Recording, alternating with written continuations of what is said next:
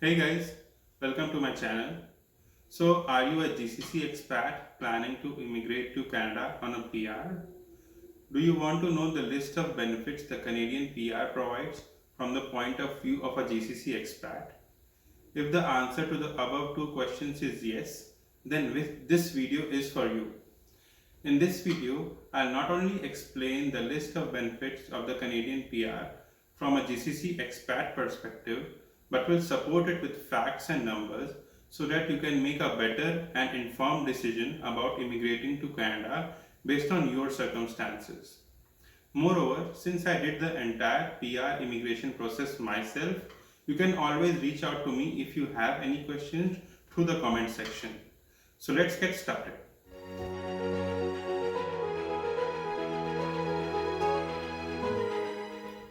Permanent status is one of the most attractive benefits of the Canadian PR, particularly for GCC expats. So, in the GCC, as many of you might know, you're allowed to live in the country only for as long as you work. If you resign or lose your job, you and your family have to exit the country within 30 days, no matter for how long you have lived there. This might be a difficult option for certain individuals, particularly those who have their families and have raised their kids there. On the other hand, when you immigrate to Canada on a Canadian PR, you are free to live and stay in any part of Canada for as long as you want. You can even start a business and would be eligible for loans from banks if you need financial assistance, just like any other Canadian citizen. This very particular benefit of the Canadian PR will give you a great peace of mind when you move here. You will be able to make long term life decisions such as buying a house, planning your kids' career with a considerable ease of mind, which otherwise would not have been possible while living in the GCC. So let's come to the next benefit, which is free education and free healthcare.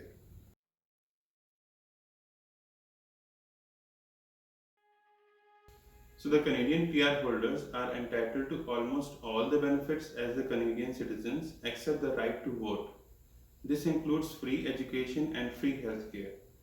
According to a recent survey, Canada was amongst the top countries to spend the highest amount per capita on its healthcare and education. Your kids' schooling is completely free until grade 12. This includes all the textbooks and the school bus fees. Now coming to the difference between the Canada and the GCC schooling system. In the GCC, the school your child goes to pretty much depends upon how much you can afford. It's up to the expats to bear the cost of their kids' education, as schools which are rated higher and are of a better quality demand a higher amount of fees. On the other hand, in Canada, your child is entitled to go to any school irrespective of your financial condition. The schools are assigned based on the location of your residence. So if you want your child to go to a particular school, make sure that you are staying around the neighborhood of that school. So all your family members will be provided a health card which will cover for all of their medical expenses except eye care and dental. In GCC as well, the employers try to cover for the medical expenses of their employees by providing health insurance. But many a times the health insurance isn't comprehensive enough. For example, very often the employers don't provide health insurance of the family members of the employees. In that case, it's up to you to pay and buy the health insurance of your family members from your own pocket. Another common scenario is that the health insurance doesn't include maternity benefits. In that case, if your wife is expecting, you have to send her to your home country because covering and paying for such medical expenses without a health insurance would be too expensive. On the other hand, in Canada, the health card provided by the Canadian government covers for all the medical expenses from major to minor issues. For example, my son was born in Canada and all the doctor consultation, checkups, fees, visit to the hospital and delivery were covered free of cost.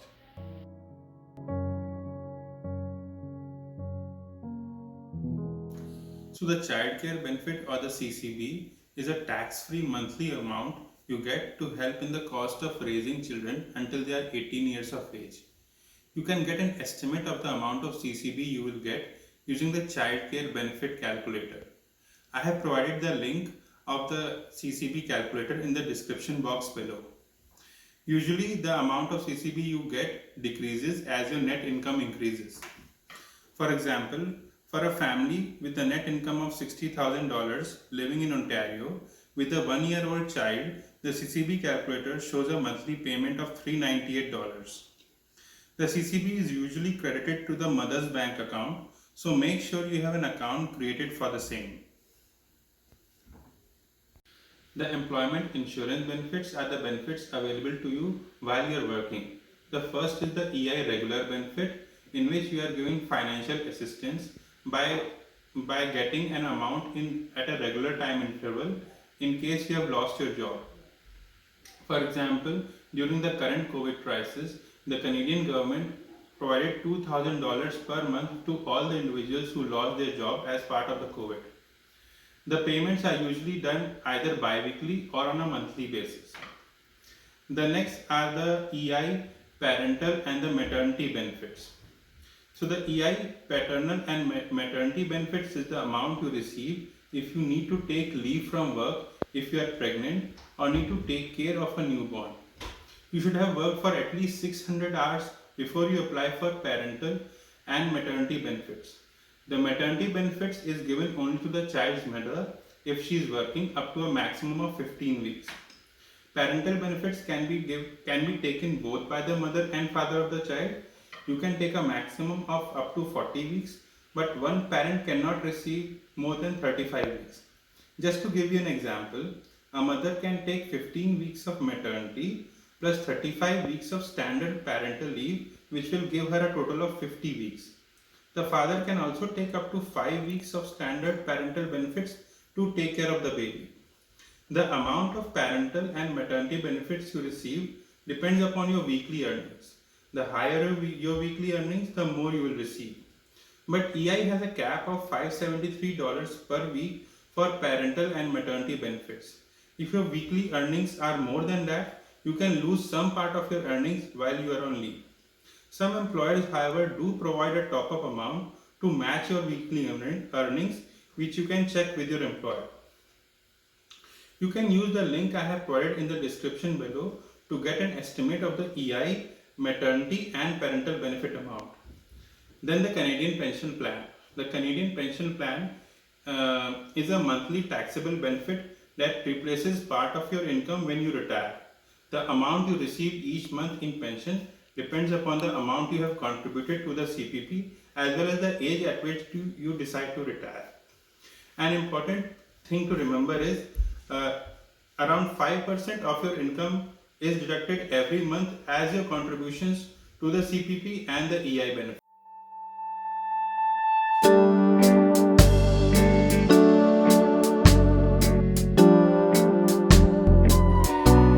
Certain points on which Canada wins hands down over the GCC, and one of them is higher education. Many Canadian colleges and universities such as University of Toronto, University of Waterloo feature among the top ranked universities in the world. This will give your kids plenty of options when they apply for higher education within Canada itself. Moreover, your kids will be treated as domestic students now and not as international students, which will again give you a good discount over the fees. Just to give you an example, I compared the approximate tuition fees in the University of Waterloo for a graduate program in data science. I found that the tuition fees for a Canadian and permanent resident students is roughly 1/3 the amount of international students.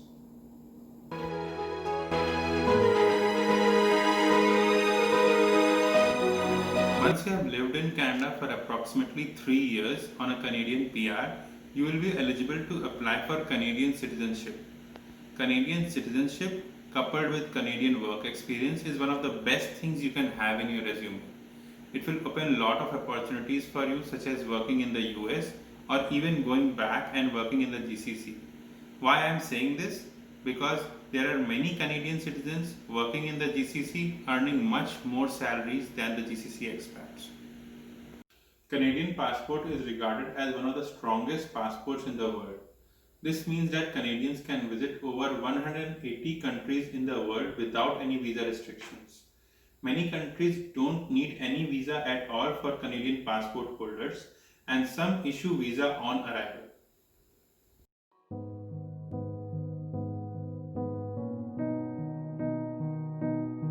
Canada is the 10th largest economy in the world and very diversified.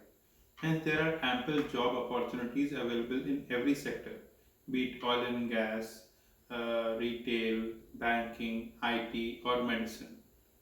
In order to prevent the exploitation of the workforce, there is a minimum hourly wage set in each province of the country according to the cost of living. For example, the minimum hourly wage in the province of Ontario is $14.25, whereas in Saskatchewan it's $11.45 per hour.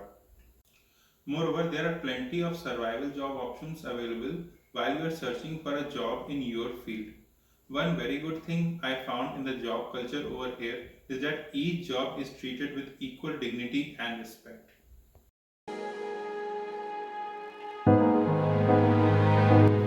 There are several other benefits to live in Canada as well. For example, Canada is one of the safest countries to live in the world. Because of the relatively less number of population, Canada also provides a very clean environment to live in. Most of the Canadians, for example, use normal tap water for drinking. The air quality index of Canada is also one of the best in the world.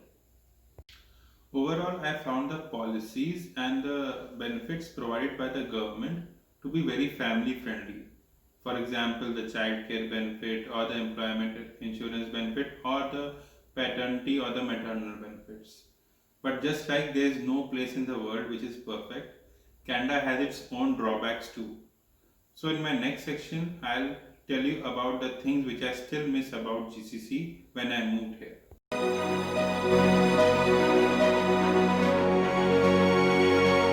One of the main reasons why so many expats move to the GCC is that it is tax free. This means that there is absolutely no tax on your income and very less tax on commodities and services. This gives you a lot of purchasing power to indulge in the luxurious lifestyle that GCC offers, as well as a chance to improve your savings and personal finances.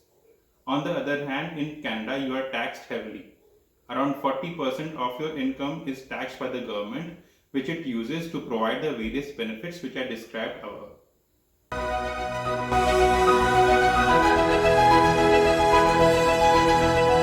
This is one point on which GCC is a clear winner. In GCC, skilled labor such as plumbers, technicians, carpenters, car mechanics, or even household help are available at very affordable prices and quite easily. On the other hand, in Canada, skilled labor can be very expensive.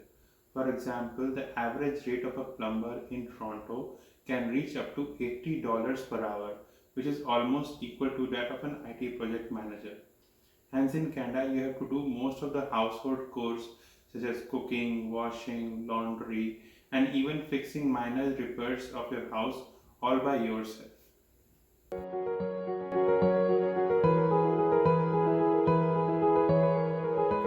This is one point to which the GCC expats living in India, Pakistan, Nepal, Sri Lanka, and Bangladesh can easily relate to. Traveling from GCC to your home country is just 2 to 5 hours by flight. The flight rates are also quite affordable, which makes traveling to your home country quite easy and affordable, and you get a chance to meet your families and relatives quite often. On the other hand, in Canada, traveling to these countries first of all involves a very long flight, and secondly, the flight rates are very expensive. Just to give you my example, I used to travel to India at least 2 to 3 times a year when I was in the GCC, but that's definitely not possible while living in Canada.